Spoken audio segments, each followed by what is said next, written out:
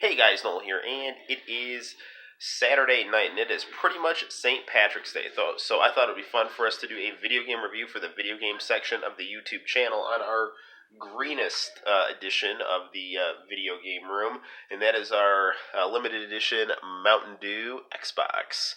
And what are we going to be reviewing on the Mountain Dew Xbox? Well, since we recently reviewed Dead or Alive 6, and we had some really nice comments and feedback on that video early going, I thought it would be fun to review Dead or Alive 3. We'll be reviewing the Platinum Hits version, which really has just a different box. I have the original version as well, but I think this Christie box is pretty cool. So without further ado, let's get down to playing some DOA 3. And we'll notice on this version we have Aerosmith doing our intro, who it's definitely a big name to be attached to this game. I personally prefer the Japanese opening that is on the Dreamcast Dead or Alive 2, but this is nevertheless a very cool opening here. So, we have a very nice attract mode happening here, and we'll hit the lights and we'll get down to some gameplay.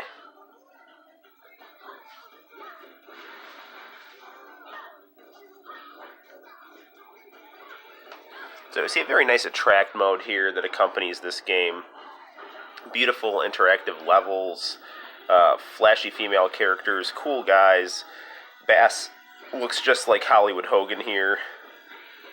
It's everything pretty much good about Dead or Alive 2 is maintained, and we get more characters. The only real difference you could argue is you might have some aesthetic preferences for certain things in Dead or Alive 2 as far as music, but nevertheless, this game is quite good. The boss fight at the end of this game, you fight a samurai ghost called Omega, and he's incredibly cheap, but I guess that kind of comes with the territory when you're at a final boss in a good fighting game. So, let's get down to some gameplay here. So, now, we'll notice right off the bat that this Dead or Alive, unlike Dead or Alive 6, has a tag battle mode, which is what we're going to dive into right away, since I spent so much time in the last review complaining about the lack of a tag battle mode in Dead or Alive 6, and we see a very nice, robust cast of characters here. Kasumi, the new character for this game, one of the new characters is Hitomi, Genfu, Tina, Leon, Jan Lee, who is on the non-greatest hits cover of this game if you're buying it in the US, Christy, Ayane, Helena, Li Feng, Bayman, Bass, Brad Wong, Zach, and Hayabusa. Now, there are more things you can unlock in this game that you can have the Xbox version of Dead or Alive 2 Ultimate. You can basically gain extra costumes. I believe you can get Hitomi on Dead or Alive Ultimate. There's a lot of cool crossover things you can do between those two games. I was actually talking about this with one of my viewers yesterday. So, unfortunately, a lot of what I had unlocked on this game is on my black Xbox, which is having some disc spinner problems. So, we will not be able to see a lot of costumes other than the defaults, but I would argue that the default costumes on this game are much better than the default costumes on Dead or Alive 6, which we just reviewed. So we're now loading here, and we have got two of my favorite characters here, Tina and Kasumi, and pretty much all of the play mechanics we talked about in Dead or Alive 6 are maintained. We do not have those screen-altering haymakers like we did in Dead or Alive 6, but the grapple and counter mechanic is still here, and we're seeing that in full effect right now. Unlike the tag mode in Dead or Alive 2, which we reviewed the Japanese version of that game on the Sega Dreamcast on this channel, so please check that video out as well. The tag battle here has multiple levels. The tag battle in the Dreamcast version only had one level. So, there's that. That's a nice improvement between Dead or Alive 3 and Dead or Alive 2. But the costumes are all there. The girls are sexy, the guys are cool, and the gameplay is very smooth and innovative. The grapple counter it creates a really nice combination between pro wrestling mechanics and fighting game mechanics. I really wish someone would make a professional wrestling game using the Dead or Alive fighting engine. I think that would be fantastic, but alas, I'm going to sneeze. I am actually very sick while we're filming this video, so the things I do for this YouTube channel. I'm drinking hot airborne off camera here. So we're in a nice aquarium here. And the cool thing about Tina and Bass, I messed that up, but you can actually chain together some grapple combos here. And just look at the, I don't know, even though this is a game that came out in 2001, I think visually this game holds up really with the PlayStation 4, I would argue.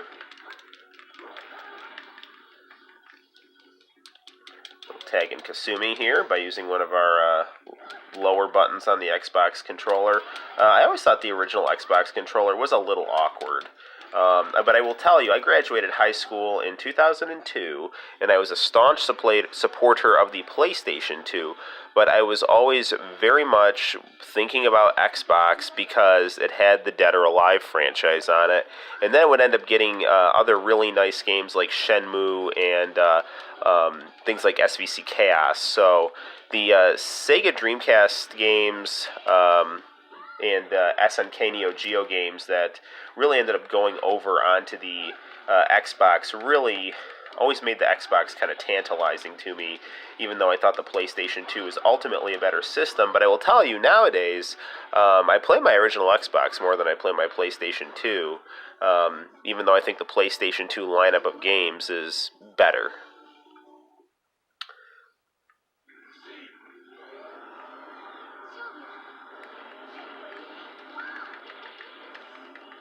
And once I got this Mountain Dew Xbox, I definitely had to give this thing some attention. So, again, we see how the level is moving in the background here.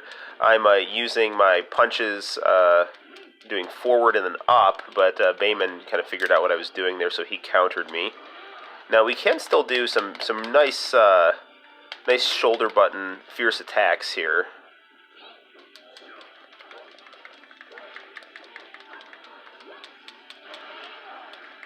Now, a lot of things can be unlocked in this game by playing the survival mode, which I think is a pretty straightforward way to reward people for playing the game. Now, in a game like Dead or Alive 6, we have this garbled system where you're collecting random costume pieces, and I don't know. I'm tired of so-called AAA titles being not complete so that they can resell you things for, another quote-unquote season. That is a recipe for a video game crash, in my opinion. Because people are going to stop buying new games because of that kind of nonsense. And they're going to start just buying old games or buying fewer games, which, I don't know. That's just my take on things. I mean, I'm definitely have different tastes than, like, let's say, junior high students' video games, but I don't know. I'm just used to video games being complete and better than their predecessors when sequels come out. Like, for example, look how beautiful Kasumi looks and how good this gameplay is. That's not to say that things didn't look beautiful in Dead or Alive 6, but this is very much within what to expect from a Dead or Alive game in terms of the costumes, in terms of the characters, and in terms of it being just giving you more things than the previous Dead or Alive. That doesn't mean it's necessarily better than the previous Dead or Alive, but you can tell that it's trying to be better, even if you don't agree with it. Dead or Alive 6, I don't get that feeling. Oof.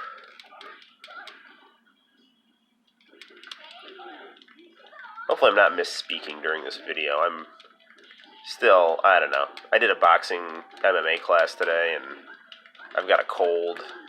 My sister-in-law came over. I've been chasing a 2-year-old around all day. And I've got a cold. So, again, you can kind of get these nice kind of rhythmic juggling patterns happening here. Gotta be careful here. I'm probably going to lose this. Yeah.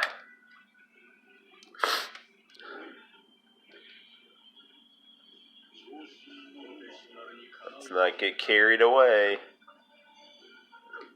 Let's give this fight one more shot, and then we'll actually look at some arcade mode here. And again, one thing I like better about Dead or Alive 3 than Dead or Alive 6 is the fact that you get your story mode and your arcade mode all rolled into one nice linear package. So you play the arcade mode, you get some story, and you have some fun. Jeez. That was horrendous.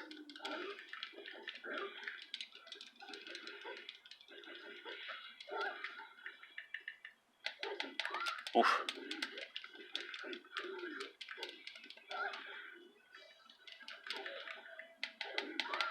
Come on, one more. Man, saw that coming a mile away. Went for that. It's like a half Boston crab right there. Darn it, no! I'm gonna lose. Yeah, I don't know. I mean, that's kind of a pessimistic attitude to have, but when you got no life and your opponent has got full life, that's a pretty likely conclusion here. So let's actually, for the purposes of this review, get out of our tag battle, which I could play all night because it's super fun, and check out our story/arcade mode. And for the purposes of this review, let's actually check out Bass, who is clearly a nod to Hollywood Hulk Hogan. We mentioned how in Dead or Alive 6 he looks a lot less like Hulk Hogan, but I think here he's pretty much a dead ringer for Hollywood Hulk Hogan here, with Hulk Hogan's 1980s build. So we have the bulky Hulk Hogan wearing Hollywood Hogan gear, which is super cool. And take a look at this level here. I mean, I remember being in high school and seeing commercials for this game and just going like, wow, that is nice. And really, when it comes to fighting games, Dead or Alive just has a very smooth visual style that is very nice to look at. These kinds of, look at that water splashing and, you know, just the interacting with the environment, coupled with really well-crafted fighting styles and responsive controls. Music is also very engaging as well. Don't want to put it too loud because I don't want to wake up my family. I'll try to put it a little louder here.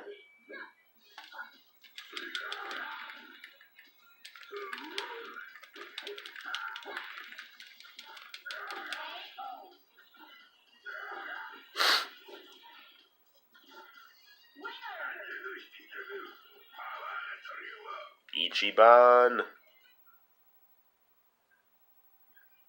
Now here's a story clip here.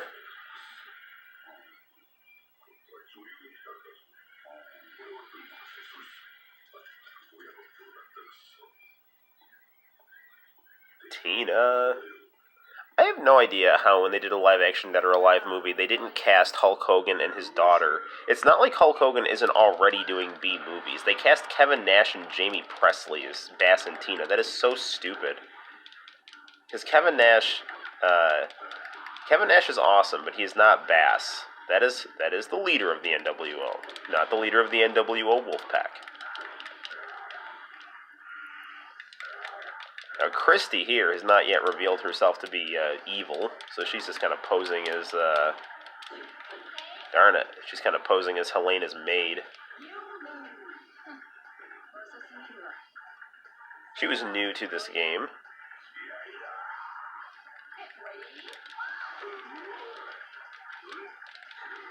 So I was able to get that combo going by doing some sweeps with the D-pad and continuing with the grapple button.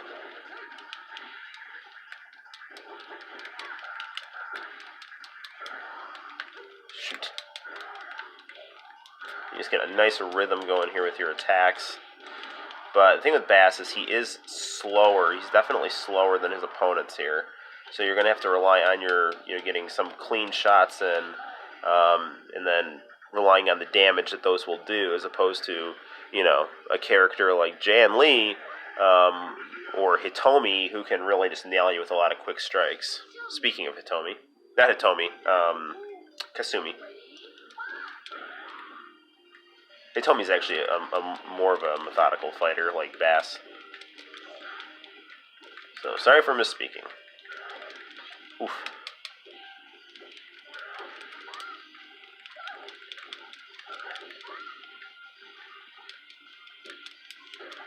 Man.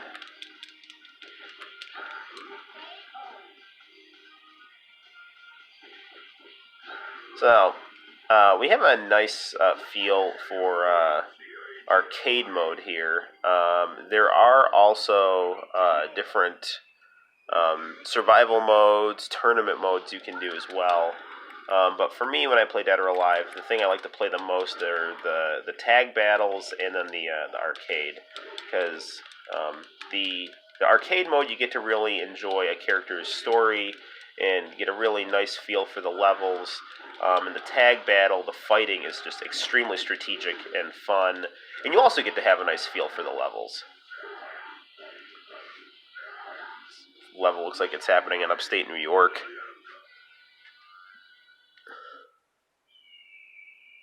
Ooh, here comes another cutscene.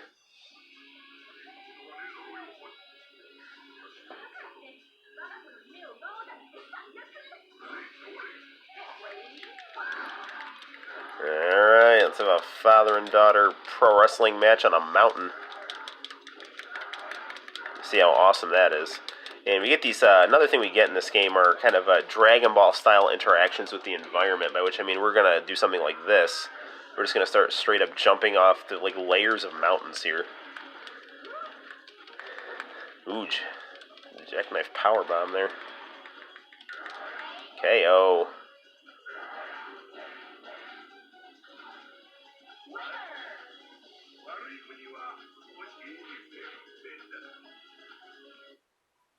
Now comes the hellish fight here. Literally, not only the fire and the darkness, but also the nonsense of the cheapness of this boss here. Now, the thing is that we got to watch out for here is when we knock him down, like he will do damage to us, which is not cool. The good news is if we can get combos on him, that will help. The bad news is we've got this weird third-person angle here, and he always gets distance between us, and it makes the fight not very fluid or enjoyable. If I have one criticism about this game, it's the way this weird boss fight is. I mean, it's not like it's horrible, but it's strange. We might not beat this game, because I don't want this to turn into like a half-an-hour video here. But you see that, I hit him with my haymaker there, and I get hurt. And really, you gotta just be careful, like when you're thinking of this fight, like, okay, I gotta get combos, but he's gonna go down, I gotta know when he's gonna go down, because there's gonna be like a explosion of fire here.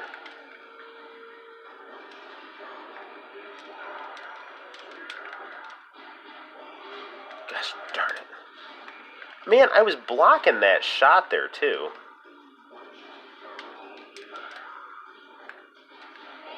Man, we're getting pretty close there.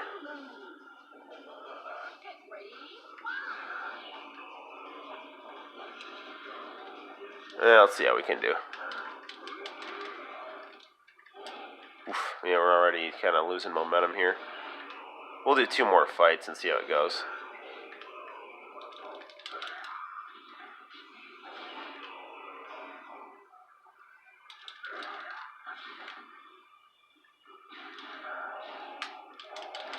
Man.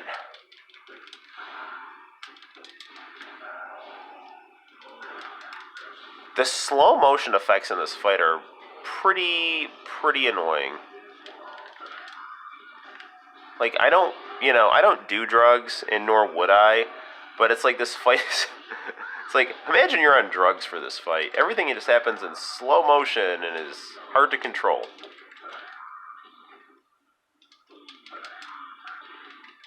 Ah, jeez.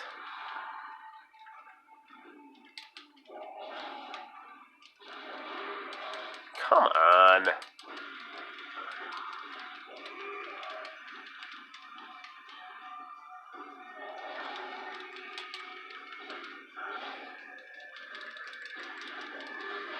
Alright, I know I said we were only going to do 2 more fights, but I'm going to try 1 more.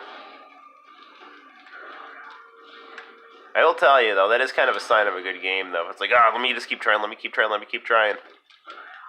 It shows you that the game is kind of hooked you, and you see stakes in succeeding here.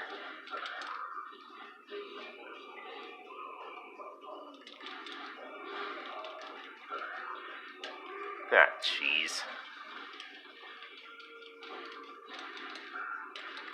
That's the end of me. Alright, one more. Absolutely last one.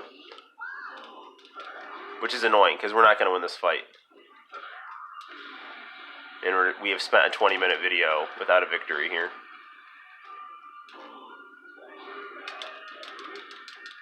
Ah, jeez, come on.